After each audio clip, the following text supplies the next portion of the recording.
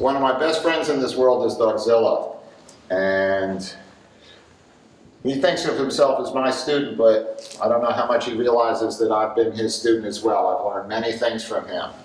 He would come into class, sometimes he's in Hawaii now, but when he was in Hermosa Beach, training with me in Hermosa Beach, he would come into class with wonderful questions. Mark, if you had a guy who was about 5'10 and 250 and he's all muscular and he's naked and he's covered with soap and he had a razor blade, tape razor blade clenched between his teeth, and when you got close he wanted to bear hug you and rip up your throat, what would you do? Well, what happened at work today, Mike? And he would tell me a story. Mark, how would you fight with a mob? What happened at work today, Mike? And Mike was on the special events team at the prison. There's a proper name for it, but when there were riots or somebody who didn't want to come out of his cell and they had to go in and bring him out whether he wanted to come out or not, there's a very real level of reality that most of us don't appreciate. Some very dark, bad people in prison, and there you are all day with them. And when these terrible things are not going on, Mike's primary job is, he was a cook in the Marines, battle cry of death from within, he said, and so he runs the kitchen, which is a very weapon-rich environment. He talks about how people are studying you all the time long, and then when a riot kicks off, as he said to me one time, Kali is what gets me through a room full of men and out the door when they're looking to kill me or make me pregnant, in either order. So when Mike demonstrates the combination that is sometimes that we call the prison sewing machine, he does it with tremendous understanding. And so as you can see this in the promo clip for Die Less Often 1 and in Die Less Often, the prison sewing machine is incredibly simple. The simplest level is just, it may come anywhere on this line. Frequently the guy is just so deep in his monkey brain that he's not even using this arm. Sometimes he's doing the variation, it's called push and poke. Push and poke, either over the arm or under the arm, and sometimes it's grab and stab. It might be, let me put you like this. Let me put you over here, walk towards me from here. Assume that there's a wall along here, and he's walking along, we're passing each other, and I boom here, and I pin him up against the wall, and I just start doing this. These are terrible things that people know in prison. It's, some of you may have heard my story about someone from the Aryan Brotherhood telling me that his technique was, what technique? It was a context where I was allowed to ask the question. He says, there's no technique. I pump him until he's dead, and then I bind my wounds. And I got to thinking, well, if the weaponry movements of the Filipino martial arts apply empty hand, I wonder if this technique, this combination would apply empty hand. And so, if you watch Dogzilla, he's either working under the pushing arm or he's coming over. And so, here's my zirconia, here's my Dracula, and so sometimes the structure is going to be, I'm just driving like this, just like I were driving with the knife. So the basic idea is that just like I'd be driving with a knife, notice I'm in the false lead. Typically this will be done in the classic left lead of the right-handed person. The issue though is he manages to either do that or simply move behind me, yes. Now, with a knife obviously I have options, but if I have this foot forward when he looks to go behind me, I've got more time to forestall what he's doing. So, the basic idea is that this, with the draw, I might either be, depending on how much he moves back, I will be shuffling forward in the false lead, or if I really have him on his heels, I might be walking through. Sometimes, as I'm driving here and he moves back a certain distance, when I'm in the false lead, he's set up perfectly for a really nice flatte to the bladder. Well, that might not be legal in MMA, but that's not our principal concern. It's legal in Tudo, in Vale Tudo. Vale Tudo would allow that. They allow groin kicks, hell. But one of the things you want to have is, as you're driving here, there's a certain range where that flatte is going to get in really nicely. Remember, our principal concern is not MMA or even Vale Tudo. Our principal concern is the street. And in the street, typically we wear shoes. And so, here like this, but mostly I'm going to be driving here like this. This is the prison sewing machine in the empty-handed context. So in a relaxed way, just go back and forth with each other, working the prison sewing machine.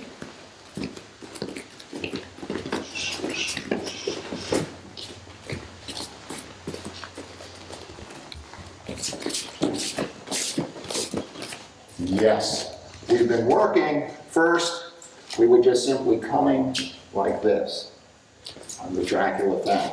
Often we will be transitioning via the zirconia. We saw the zirconia number 1, so I'm not, Kali Tudo 1, so I'm not spending a lot of time with it. Basically, the zirconia is the front hand and the rear foot on the forward diagonal at the same time. So now, from here, I can be driving, here I am, into prison sewing machine. From that zirconia, I can be transitioning into Dracula Fang. Oh, sometimes I'm going to turn him, sometimes I'm going to be coming up here. So, there's going to be various ways that these pieces fit together. You have an alphabet and then have lots of words that you can write with that alphabet, lots of sentences you can write with those words, and so forth. So, from here like this, here's our, just like we were training in the leaf soles, it's now going to be the same thing here. Good place for him. Now he wants to face me. Boom, this is beautiful here. Look at how nicely I'm set up. Whether I'm here, whether I'm here, if I am bringing his head behind me, you feel how twisted up that can be. This is really something you want to be careful with your training partner. If you don't understand what's going on, you might want to make sure you have a good Kali or a good Salat teacher help you understand so that you don't rip up your partner's lower back or the medial meniscus here. There's some real nastiness here. But notice what the footwork was.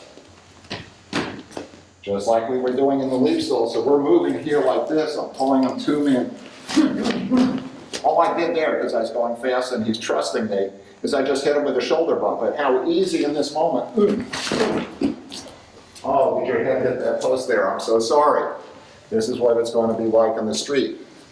But most people who are used to this, if you choose wisely the timing of the moment to transition into that Kali football kind of a footwork, this is the moment where you have advantage. What do you do when you have advantage? Remember these words. You take advantage. He is the turd, you are the smell. Wherever he goes, there you are. You step through the portal to the magical dimension where martial arts and crafts actually work. So let's have the young men play a little bit back and forth. All right, so now what I want to see here is, first we were just doing it this way, now transition from the zirconia into it. So for the zirconia, let's have a Dracula on the other hand. Reason being, just take the first step with the zirconia, with the Dracula freeze. If he does that, if I'm responding, it works.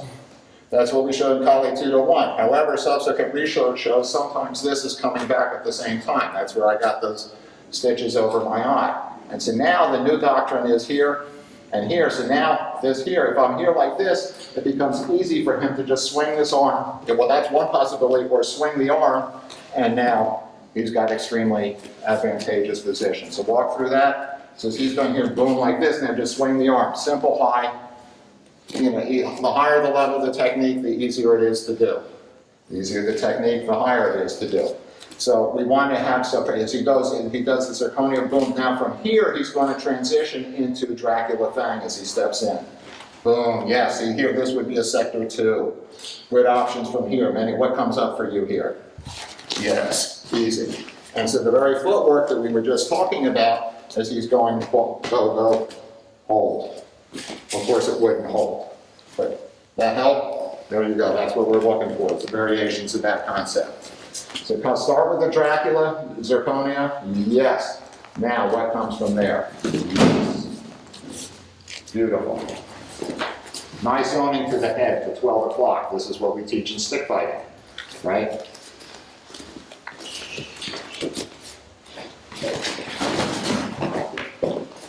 Yes. Again, Kali Tudo rules, not MMA rules.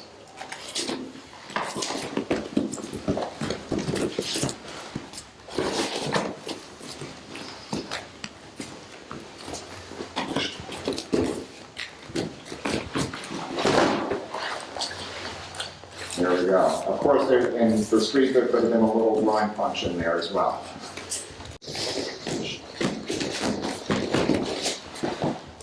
What we're looking for in this moment, let me set you right there, is remember our ranges in stick fighting. They also apply in empty hand. We have snake range before contact is made. We have weapon range, which in this case is also Largo range, but we're looking to make we're bridge the distance often by hitting this arm, right? Our triangle from the third dimension, right? Boom, boom, boom. Just like we see in the stick fighting. So we really want to be, the idea here is for impact. So there's going to be some maneuvering that I want to choose well the moment, but when I do, I really want to be driving and putting some impact in on that.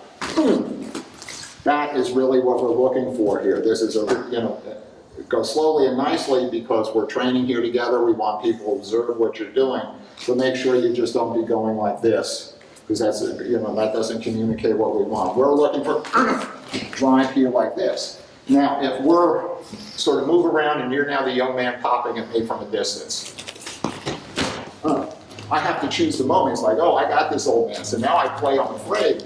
Oh, now here's my chance. All I got was a cross with that. It's still a mess, but now I'm in the game.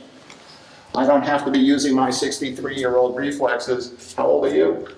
33. 30 years difference. That's a lot of difference. This is a very, so far, successful pro MMA fighter. And looked very good doing it, I might add. But this is something that's going to help us as we're older. As we're older, we tend not to be doing a lot of active sparring where we're risking getting hit in the head. We just don't enjoy it as much as we used to. We have fewer IQ points to spare. And so this game, this structure, is very good for protecting us, because in the street, often we're going to be startled. In that moment we're startled, we're not going to have really good the quality reaction that we're going to have if we're in an agreed upon time and place. And so this here is very good for keeping us safe in that moment. So if he's popping me from the outside, oh, how am I going to get past that? So we go retract. So if I move back as I come forward, oh, why isn't this collie Tudo working? Right? So I have to know how to play things up. I'm moving around. So there was my moment. I sheared on the outside there like that. So now since I haven't turned, I have this, there's the drop jump. Oh, old man knife finally got game.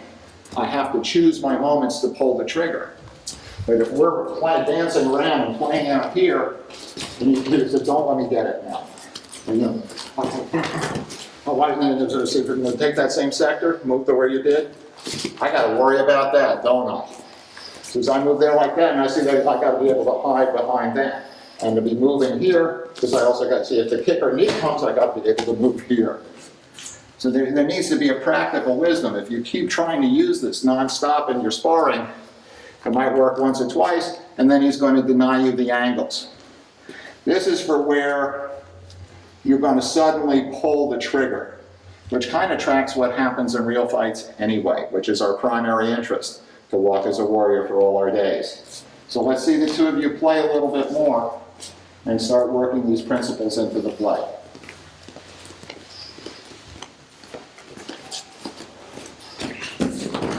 Yes.